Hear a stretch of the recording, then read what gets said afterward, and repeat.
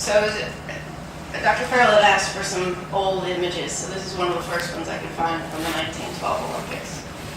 A gentleman in military uniform. That's Jack McGough, legendary coach of our eventing team, also in military uniform. So a little bit about the backstory.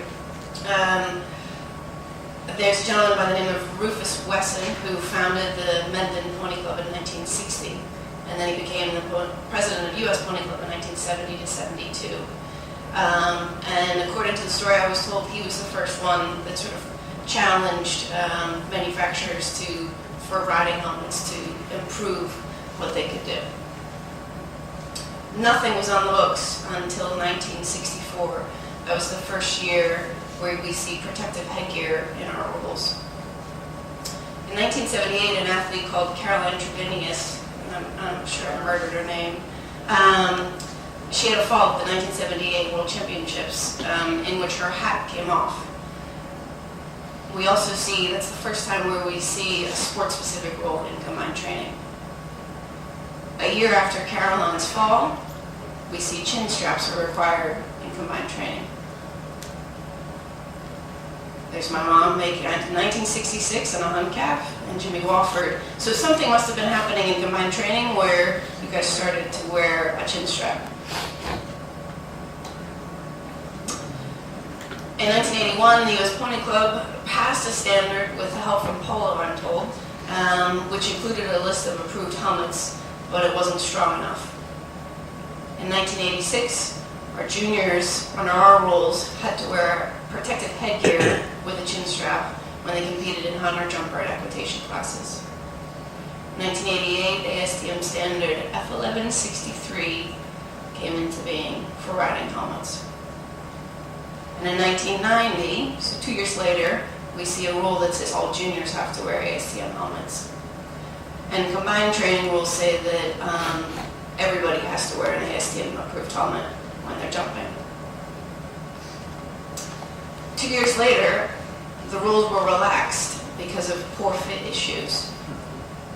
And then 2 years after that, a rule was added that said you could wear protective headgear without penalty from a class. It's not until 2000 where combined driving, dipped their toe in it and said, we encourage you to wear protective headgear while in the marathon phase. In 2001, they removed it. I don't have the backstory on why that happened, but they did. In 2002, there was a rule reference added to our general regs that referenced local laws preempt anything we say. In 2003, the Pasofino committee required ASTM helmets for their classes. So I'm thinking there must have been somebody in the Pasofino committee that felt strongly about it. Because that's the only other, it's a breed sport. I don't even know if they jump. So there's somebody passionate must have been behind it. In 2005, driving adds it back in. So they're finally getting their heads around it. In 2006, our general rules say all riders must wear ASTM approved headgear when in hunter jumper, equitation, and Pasofino classes.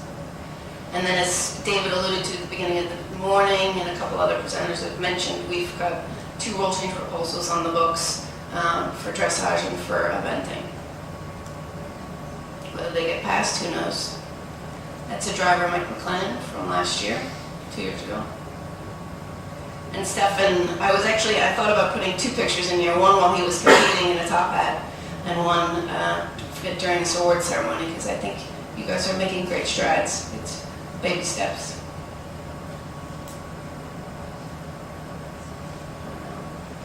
I thought it was going to be a lot longer because the reality is the brief history, because it's only in the last 30 years that we've actually jumped into this pool. And I'd like to thank Drew Malabays, because she helped me with the story. Thanks.